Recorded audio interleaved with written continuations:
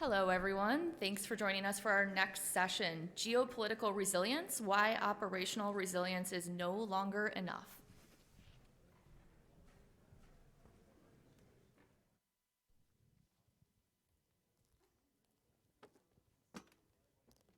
Good afternoon, everyone. Thank you for joining us. For those of you who don't know me, my name is Ann Johnson. I lead part of the Microsoft security business. I'm in charge of our strategic partnerships and our M&A activity. So it's a busy week, but we're here to talk about geopolitical resilience, and I am lucky to be joined by my good friend, Nadav Zafrir, who is actually the co-founder and CEO of Team8, which is an investing firm that does a lot of things, even beyond cyber, in Israel. Nadav was also the leader and commander of the 8200 unit in Israel, which those of you may be familiar with that unit, but that unit actually is responsible for cyber intelligence and a whole lot of other functions. So this is a topic that's near and dear to our heart. I'm going to talk just a little bit about how we got here, what has changed between last year and this year. And I'm going to have Nadav come up and he's going to talk a little bit more specifically. But before we do that, I need everyone to read the disclaimer. Okay, I have to show And that. click.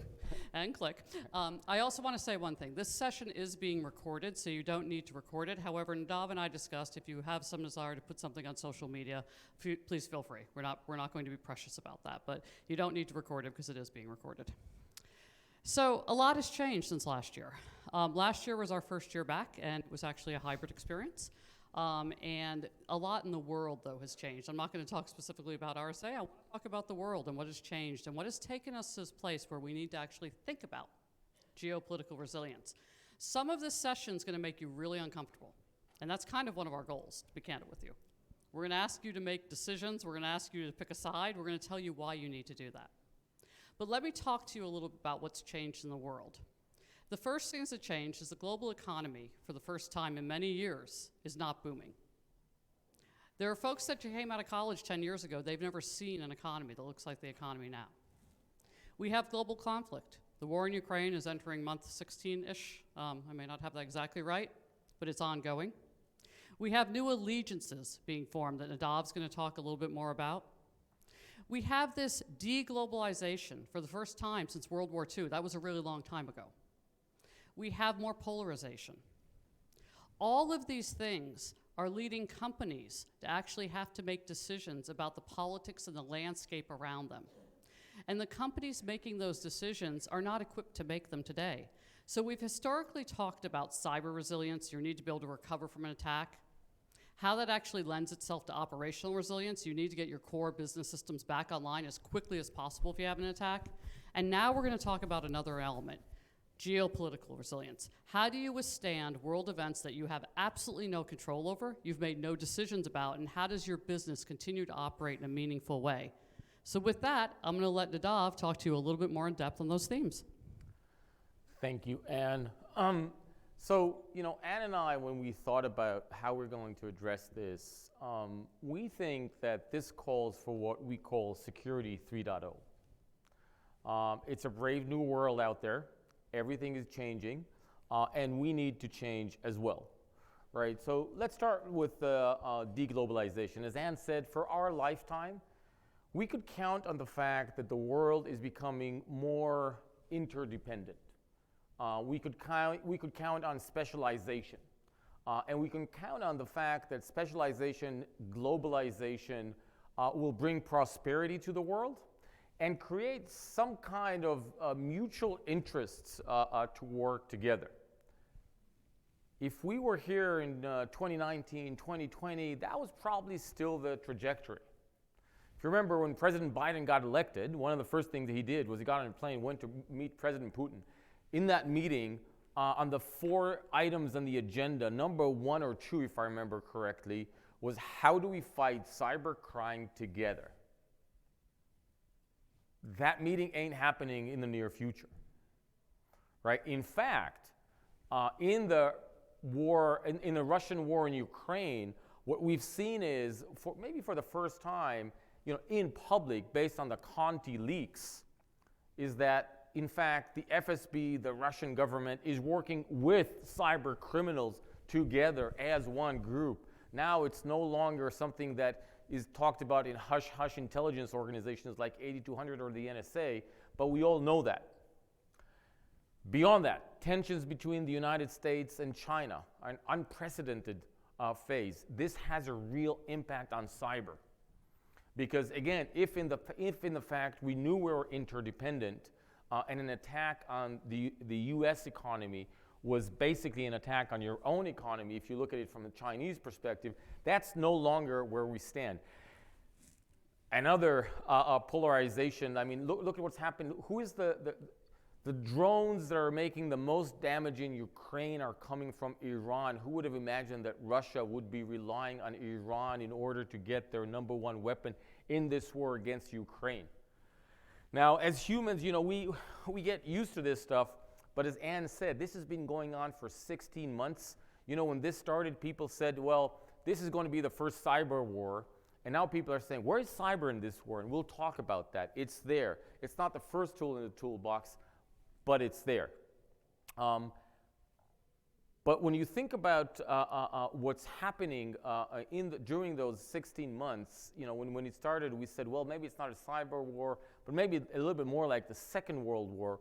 16, almost 17 months in, looks like more like World War I in terms of what's happening there right now.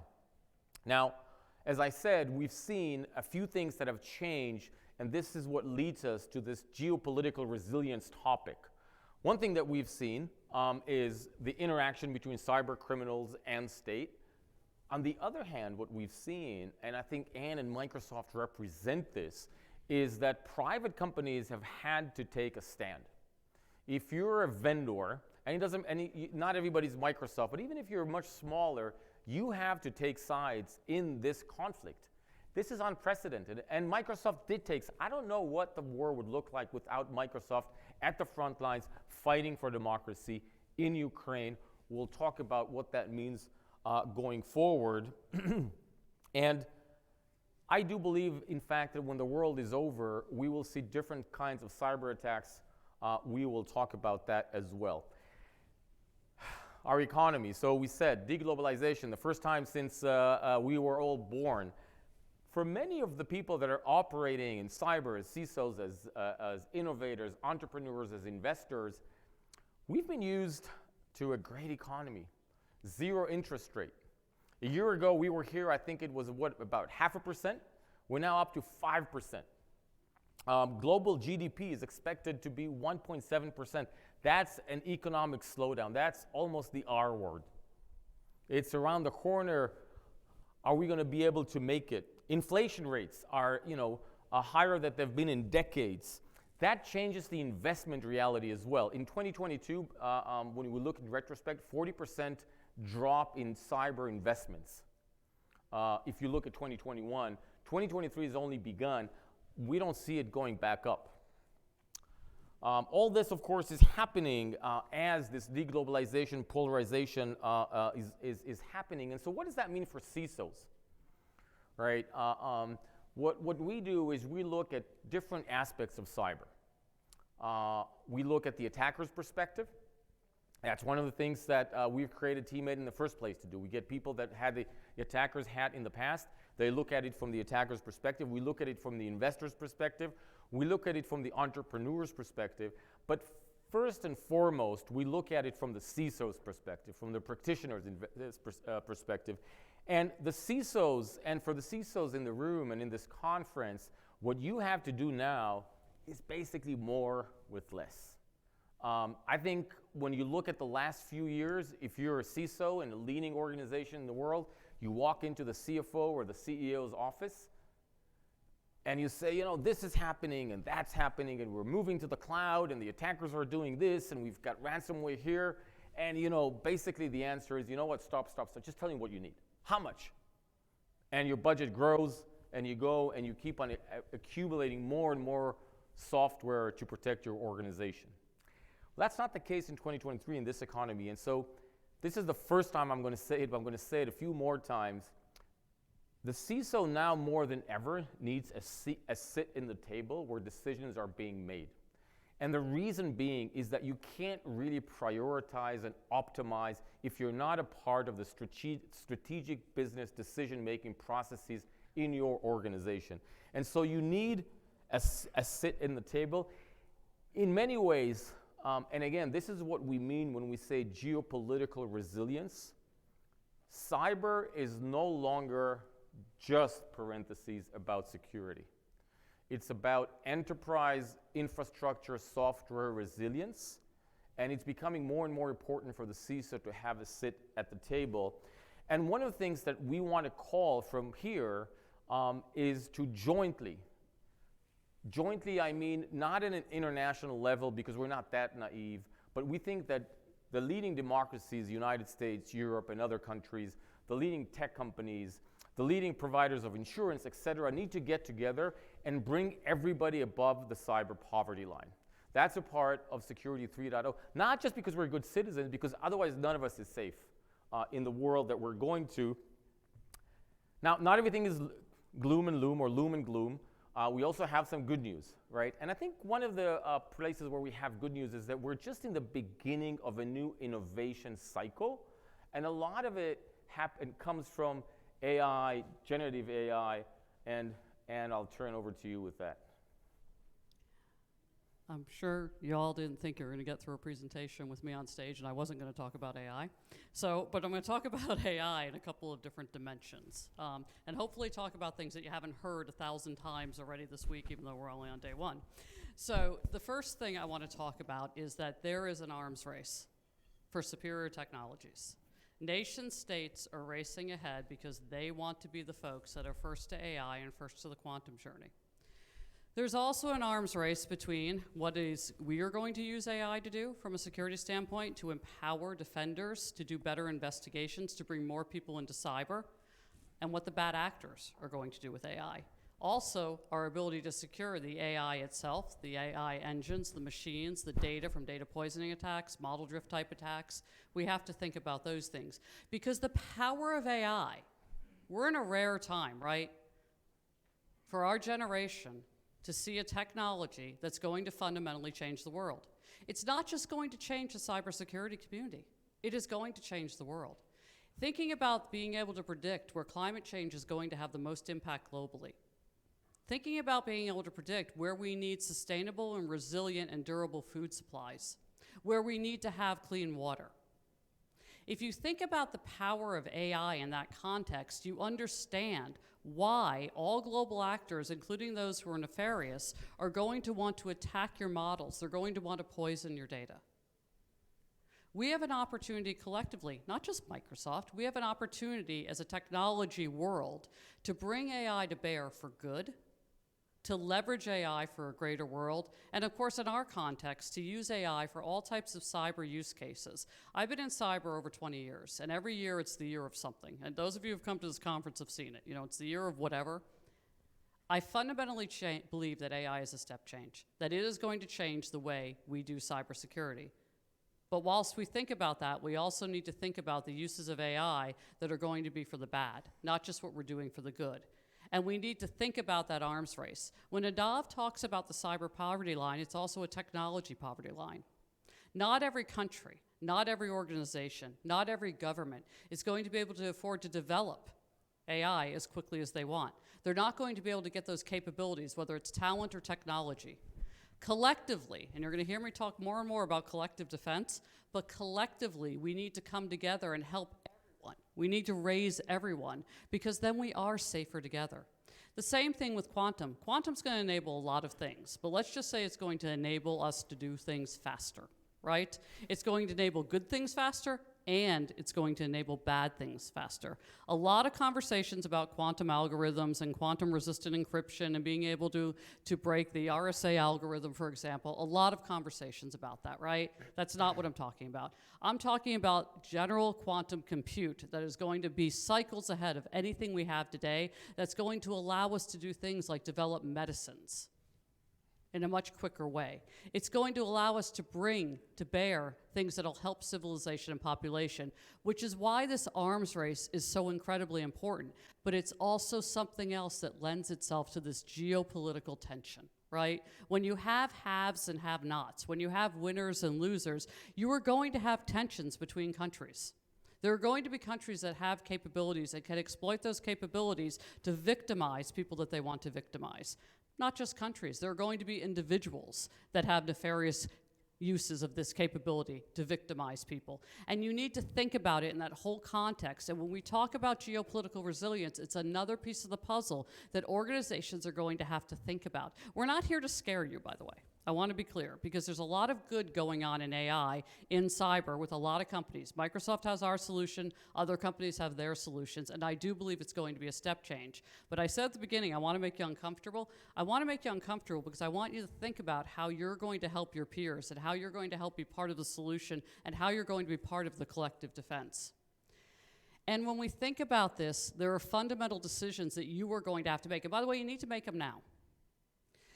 A few years ago, we saw that with operational resilience, every organization pretty much had a plan that if you had a natural disaster, how your organization was going to respond, how you were going to communicate, how your legal effort was going to respond, how you were going to talk to regulators, how you were going to get your business systems back online, how you were going to think about life and safety of your employees. All of that was in a plan if you had a natural disaster of any sort.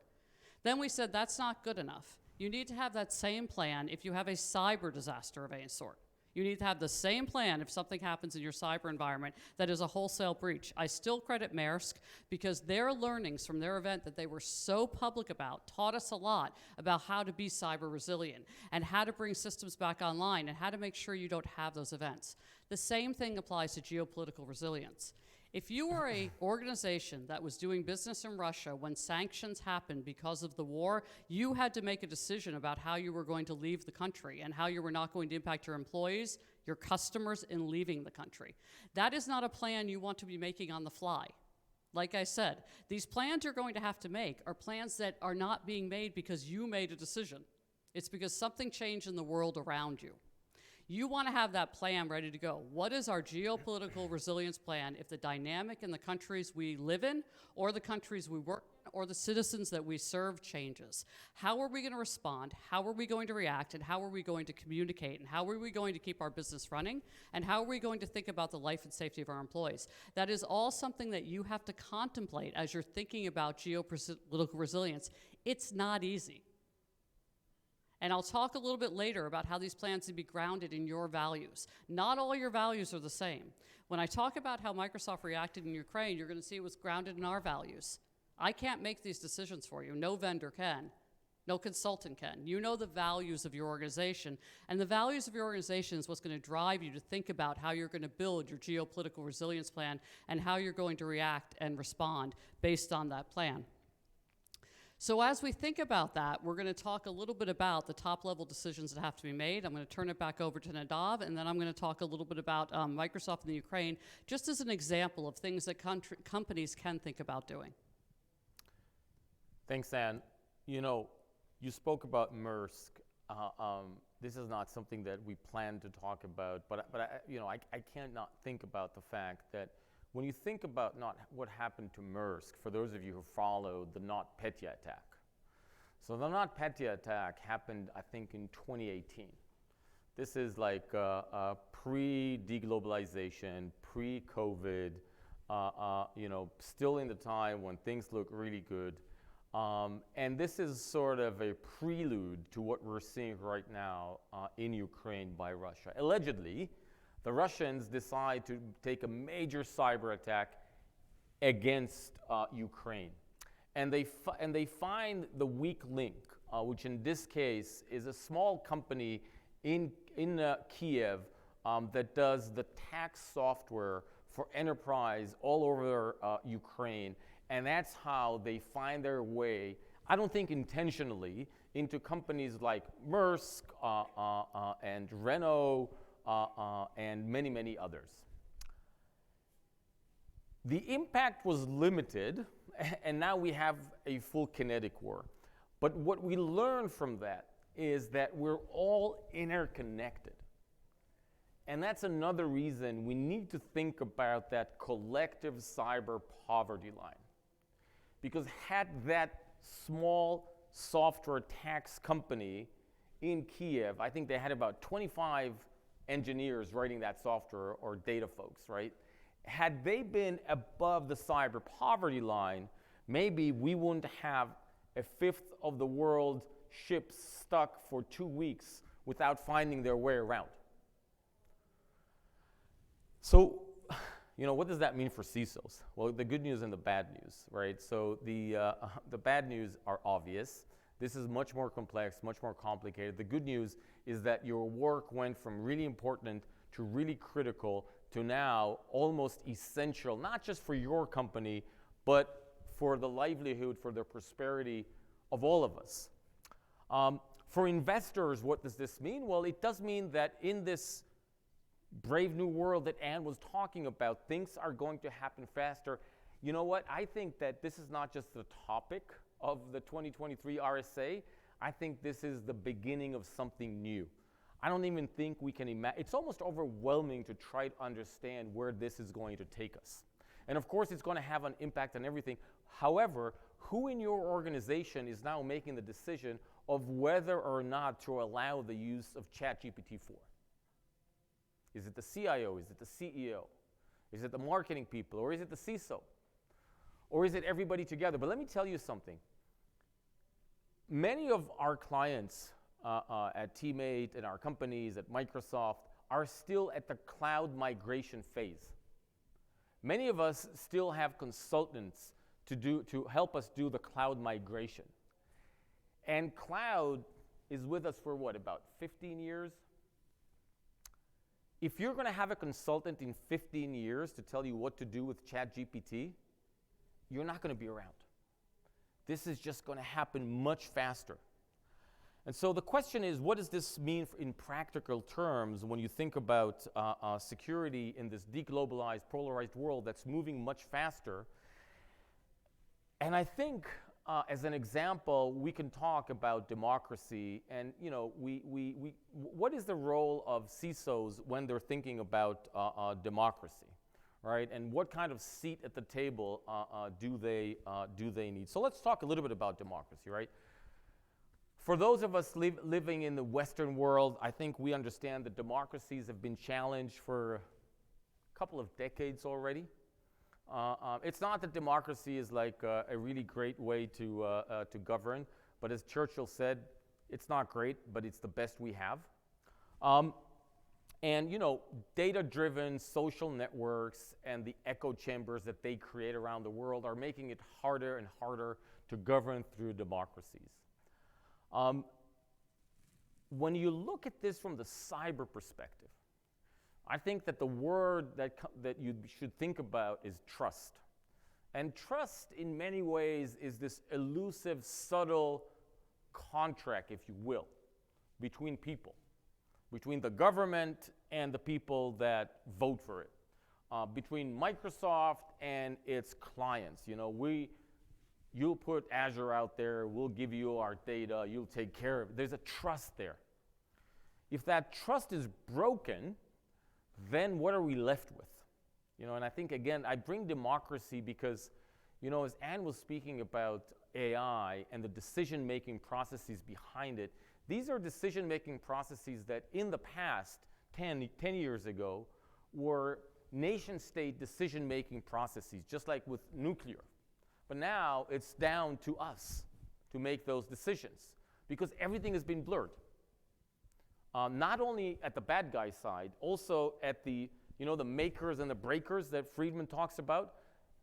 Everything has been blurred on the breaker side, but everything is being blurred on the maker side. Who is the leading AI company in the world right now? It's not a government that's leading it. It's the private organizations that are leading at least some of it in this arms race that we're talking about.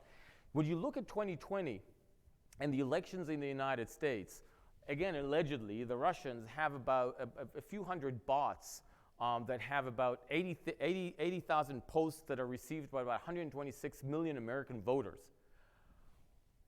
What effect did that have in the elections? Who knows? Fast forward to the next elections, what effect is that going to have on the elections once they have this wonderful LLM ChatGPT 5 or 6 capabilities on the bad sides? And as Anne said, it goes both ways. And so how do we think about responsible AI? And when I think about organizations today, again, and the kind of dilemmas that they're going to be confronting, you know, in the past at least, if there's a technology out there and I'm a business entity, I have duty to use that technology as best I can, as long as it's legal, to make my company, you know, competitive, profitable, etc. With the new technologies that are appearing here, maybe that's not the case anymore. And again, what does that mean? Who is going to make those decisions? And I think that for the second time I'm going to say, or third, CISOs need to sit at the table because they're going to be a part of the decision makers with the rest of the organization to decide what goes and what doesn't. You know, as an example from cyber, I don't know how many of you follow the cyber offense industry, right? The last couple of years, there's been a lot of conundrum about private cyber companies creating software that is sold to governments that has the possibility to disrupt privacy by, you know, allegedly legit malware. And you know, if you're an entrepreneur, an investor that's doing that, you can say, well, you know, as long as it's legal, what's the problem? But we're seeing in the debate in the last couple of years that there is a problem because there are unintended consequences to the kind of software that we are developing in private companies. And when you think about AI, generative AI, and how fast this cycle is starting to pick up, we're going to have to make very tough decisions. And they're not just going to be business compliance, but they're also going to be about what is the moral tissue that surrounds all that. And for the good of all of us, we need to start thinking about that now as we start raising the cyber poverty line. And you probably have a lot of thoughts about that, and you were right in the midst of it when decisions were making in Microsoft, so over to you. Yeah, so let's talk about Ukraine for a minute. So not every company, and I'm going to borrow that from y'all, so thank you. Not every company is Microsoft, we know that, and Microsoft is a company, not a country. I want to be really clear on that, too. So there's only so much we can do, right, independently. But because we have our core value system, and because we know who we are, and because we have stated publicly on multiple occasions that we defend democracy, when the opportunity presented itself to lean in and help Ukraine, when the cyber war and the kinetic war became the same event early in the war, we took advantage of that opportunity. We didn't do it alone, though. So when we talk about better together and collective defense, we went with NATO. We talked to the European Union. We, of course, talked to the Ukrainian government. We looked at their capabilities. Many of you know that Ukraine actually has some pretty sophisticated cyber capabilities in-house, by the way. And we helped them. We helped them withstand cyber attacks. We helped them keep critical infrastructure online. And that isn't a past tense statement. We helped them. We are continuing to help them. But we were able to help them because we knew who we were and we had a plan, right? We had a plan that said if global events like this take place, we know how we are going to take action. And it was grounded in our values, and it was grounded in our principles, and there was no debate needed amongst our executives of whether we were going to participate. And that is what I'm trying to say to all of you. You need, as CISOs, as Nadav said, and as security executives, to have that seat at the table early so you can have those conversations. The conversation isn't about what technology you're going to roll out. The conversation is talking to your board about who are you as a company and how are you going to respond to geopolitical events and how does that impact your cyber program. That is a conversation that you have the right to have and you need to be having today. Because for us, it wasn't, none of this is easy. I don't want to ever frame this as an easy decision, but it is a decision that we were able to take because our CISO does have that seat at the table. Our executives were all aligned. Our president, vice chair, and chief legal officer, Brad Smith, was super clear about who we are and what we were going to do. So whilst all your companies may not have the capacity and capability that Microsoft has to execute on something like this, you do have something to contribute. You may have technology. You may have humans. You may have tactics and techniques and learnings that you've developed over the years that you don't realize how valuable they are. Sometimes some of the most valuable things in incident response have nothing to do with technology. They actually have to do with the tactics and understanding how the actor is going to behave. And that's why we're asking you today to develop a plan for geopolitical resilience. That's why we're asking you today to come together and be part of the collective defense and to make a decision about who you want to be as an organization. And part of that has to do with our ability in AI, by the way. It's going to be the future. As Nadav said, if you're thinking about ChatGPT and what you're going to do 15 years from now, you've lost. But in order for AI to actually live up to its promise, it has to be trustworthy and it has to be responsible.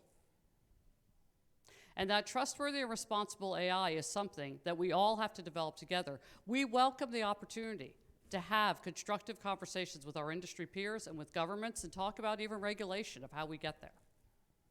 We welcome the opportunity to learn from all of you and to share our learnings.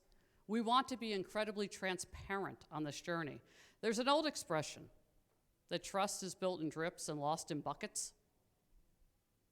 If we lose AI trust early in the journey, we're never going to live up the potential for cyber, the potential for secure food, this potential for water supplies, the potential for better medicine. All of those things are the promise for a better society. But we actually need to get together and build something that everyone can trust. And we need to have this conversation publicly. And we need everyone participating. We need the CISOs engaged and, again, having a seat at the table, helping drive the regulation, educate the regulators, educate your board, educate folks that are going to have those conversations. We're asking you to be an active participant in this because there is so much promise for this technology that will fail if we don't all come together around it and figure out what the promise is and execute on the promise of it. Now, Nadav's going to talk a little bit about something that's really top of mind for a lot of people. We learned a lot about the supply chain and how fragile it was during the pandemic, and it's become even more so as we think about these geopolitical events. Thanks, Ann. So, before I speak about the supply chain, just one word about what the heck do we do with this AI train. So the train has left the station. We believe that you either get on the train or the train will crush you. There's no other way. It's here, it's meaningful, it'll change the way we work, we live, we code. In some of the companies that I invest in, I had a board with one of the companies a couple of weeks ago. The CTO told us at the board that, and this is like 2 months old, 30% of the code that they're putting up on the Azure cloud is done with Copilot. 30%. How much was it 4 months ago? 0. Right? Think about how fast this is happening. This is overwhelming and happening much faster. And so we put out a report. The Teammate Village put out a report. We had CISOs and practitioners. In fact, Ann, thank you for your contribution on that as well. We put out a report. It's not super long, but the report is, what the heck do you do about it, right? And so the good news is that today, it's still pretty safe. It will become a little bit more dangerous. I don't know if dangerous. It'll become more challenging as the model learns from your prompts, and you're going to have to think about different parts of the security. Gladly, we do have some very practical advice there. What do you do right now in order to let your organization enjoy it or use it for your competitive advantage, but also mitigate some of the risk? For example, you can prompt out a future model learning with your capabilities and queries. That's just, anyways. You can download that and take a look at it. Back to supply chain, right? So in the last year, another thing has happened.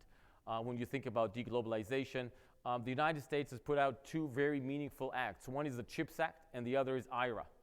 Both are about onshoring and creating a new kind of supply chain going forward. And I believe this will be followed by European governments. Right? If you're a European government and you've been using gas from Russia in the last 20 years, you're thinking about your energy independence, and energy is going to change. Now, there is this is a little bit tricky because when you think about it, you might think that, well, this onshoring and making our supply chain more independent are actually going to make us much safer and make this less complex because there are going to be less dependencies and we're going to be independent. However, at least in the foreseeable future, that's not going to happen. In fact, I think it's going to be open hunting season for cyber, because if large nation states like China again, had the, their economy was dependent on the U.S. economy, then they had less incentive to go after it. If I take a Cold War analogy or metaphor, what was the Cold War all about? It was cold, right? There was something that's not to be used, and there was a lot of espionage and sabotage happening. Now, fast forward to today's polarized world. How's that going to look like? So what's espionage and sabotage in today's world? It's cyber. So you got to expect vicious cyber attacks in the next few years. It's just a matter of fact. And the perception of independence is actually, I think, not going to withstand. And so now that we think about what this geopolitical resilience looks like, the question, of course, is what do we practically do as cyber practitioners, as CISOs, as leaders in this industry, in order to have an impact, in order to create this resilience for our companies, for our people, for our nations, for our governments, etc. Well, one thing that you need to be thinking about is that there is this notion that perhaps your best cyber expert was not born yet. In fact, he'll never be born, or she will never be born. They're being trained by ChatGPT 4. Good news and bad news, right? In a world where you need to be more efficient, more automation, perhaps you can actually deploy this technology to become more efficient. The second thing I think is CISOs need to educate themselves. If you're a CISO, you must get out of your comfort zone and start getting ready to think about this geopolitical situation. And again, you don't have to be Microsoft. You don't have to be Google. You don't have to be Boeing. You can be a small software shop, but you're going to be affected by this deglobalization, by this polarization, and you have to educate, and you need a seat at the table, because as I said, you need to, if you're going to take as long as it took us to migrate to the cloud, when you think about AI, ChatGPT, etc., you're not moving fast enough. And this is just about to accelerate. So we need to drive cooperation and collaboration, and Anna, I'll let you take over from here. Thank you. So as I summarize here, and Megan, I think we still have a little bit of time. Yeah? Okay. I'm going to summarize, and then I'm going to call an audible. If Nadav's okay, we can probably take a few questions. Sure. Okay. So, look, we've talked to you repeatedly about how we're better together, how we need to have collective defense, how you need to participate and help companies, organizations, and governments get above the cyber poverty line. You need to recognize that not everyone will have the resources.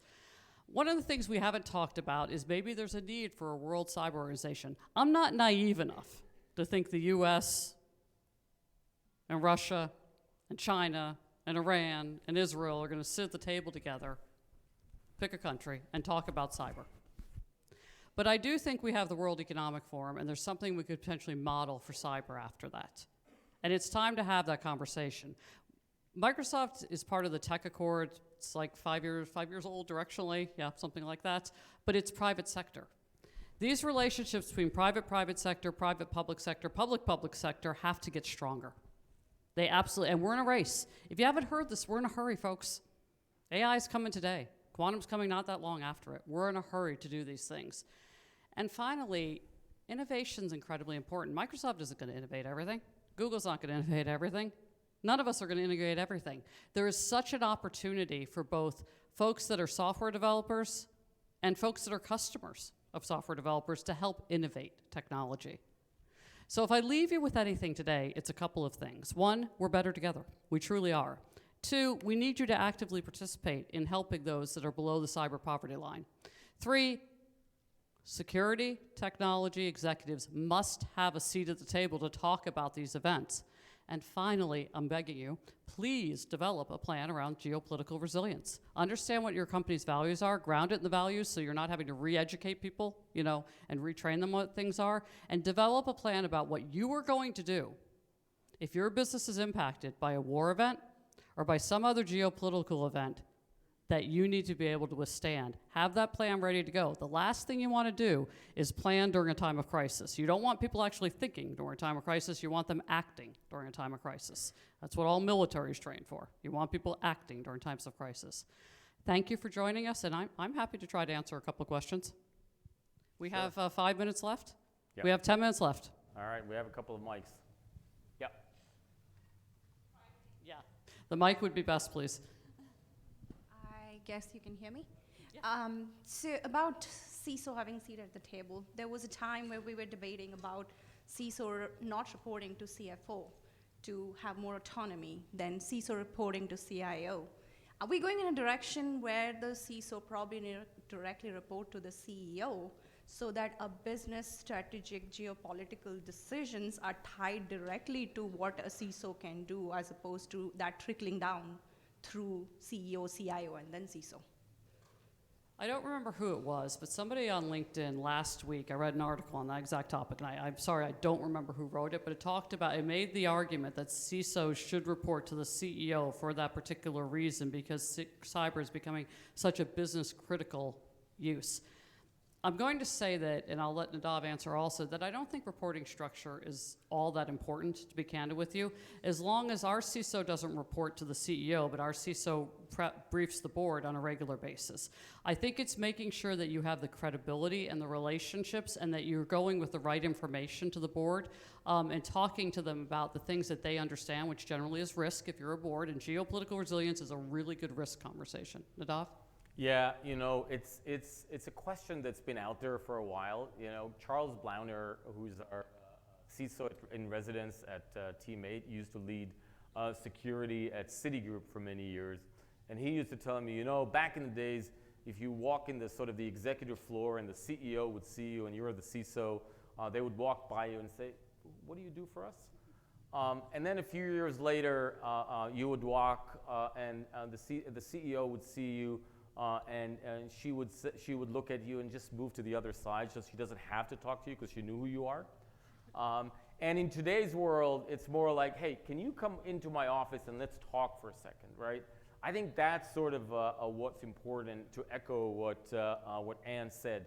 So, you know, from where I sit, I think the optimal today, when I give advice to companies, is there needs to be a dotted line to the CEO, right? Usually, like, it's a direct line to either the chief risk officer or the CIO, and then a dotted line to the CEO, and a seat at the table at the executive floor and at the board level, which in fact the SEC is actually going to probably put out as a new regulation, right? Because otherwise, how can you as a CISO help to drive the company's strategy, right? It's just impossible. And in many ways, I think the CISO's job not only is not just about security, it's no longer a technical job, right? Because the dilemmas that the board, the CEO has, I can tell you from sitting at boards, I've been doing cyber on both sides. You know, the first part of my career,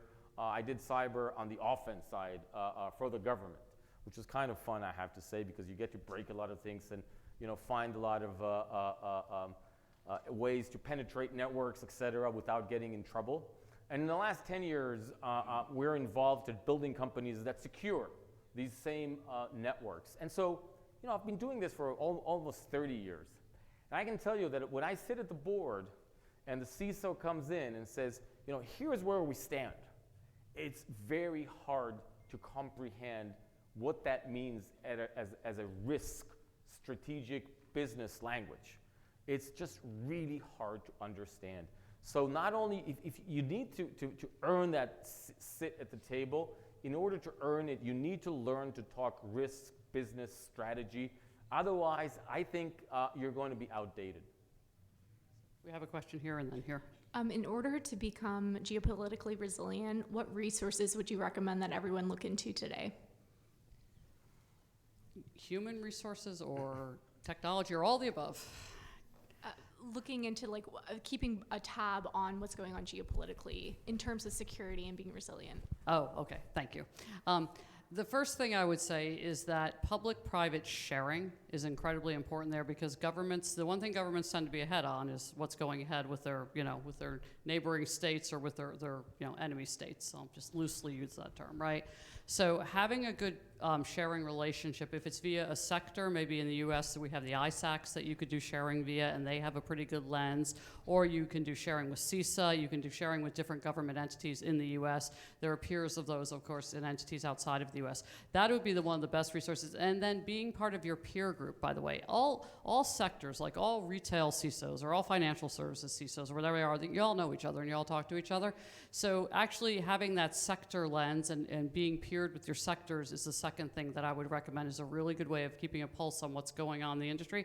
And finally, challenge your vendors, right? We all see a ton of intelligence. We say we see 65 trillion signals. That could be something or could be nothing on a daily basis. That's a lot of intelligence for us to reason over. Push your vendors also to provide you with that early signal. So the combination of those three things are pretty good, but I'm sure Nadav has thoughts I also. think we have another question. Oh, we have another question. So first of all, thanks. This is great information. A lot of it seems like it's driven more towards for-profit organizations, and I'm with the Center for Internet Security, which is a not-for-profit. So do you have any advice for not-for-profits when it comes to geopolitical resilience? Yeah, first, thank you for everything you all do. You're a great organization. You want me to start again? Go ahead. Okay. I feel like I'm starting all the time. Here's what I would say. I don't think it changes that much. I do think, though, you don't have the resources, right, that a lot of for-profit organizations are going to have available to you. So you're going to have to lean on the philanthropy programs of your vendors in a lot of cases to bring to bear some of the resources you're going to need to make this happen. On the flip side of that, you're going to be able to give them some education, right? That says, look, here's what kind of we're seeing among, our collective and the organization. But I don't think it changes materially the steps you need to take. I think the resources that are available to you to take them changes, and that's where you need to lean on vendors. And all vendors, including Microsoft, all large vendors, have some type of philanthropy program that will help not-for-profits. Yeah, and this is exactly what we're talking about, and don't take this the wrong way. This is what we're talking about when we're speaking about the cyber poverty line, right? And since we're all interconnected, whether we like it or not, we need to lend that hand, right? Whether we do it pro bono or whether we do it in other ways, we need to find a way to do this because, again, at the end of the day, even if you're a for-profit and you don't help raise everybody else, you're going to find yourself at the same place that everybody else is, and that's down there somewhere in the gutter. Without having your information or being under a ransomware attack, etc.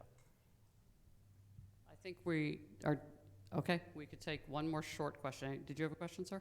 Not quite a question, but an observation. Some of your assumptions have Can you been... come, I'm sorry, could you come closer? Certainly. Some of your assumptions about what can be done with a board and with an organization depend upon it being a publicly traded company, such as SEC regulations moving the CISO into visibility. We need to start creating a strategy that does not presume that, because so many of the organizations, especially in the cyberspace, are private organizations that do not have those kind of regulations or mandated reporting structures. And so we need to figure out a way of changing how such companies operate. Yeah, that's fair. Thank you. Changing the incentive. Thank you all so much for your time. We appreciate you taking time out of your busy schedules. Take care.